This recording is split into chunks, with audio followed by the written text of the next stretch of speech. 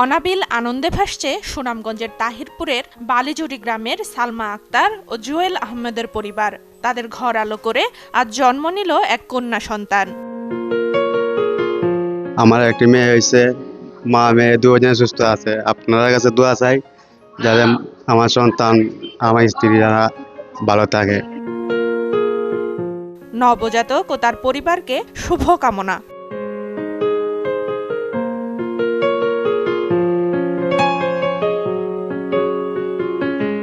প্রথম থেকে আমার ভরসা টুইঙ্কেল বেবি ওয়াইপস। এর অ্যান্টিব্যাকটেরিয়াল ফর্মুলা শিশুকে রাখে জীবাণু থেকে সুরক্ষিত।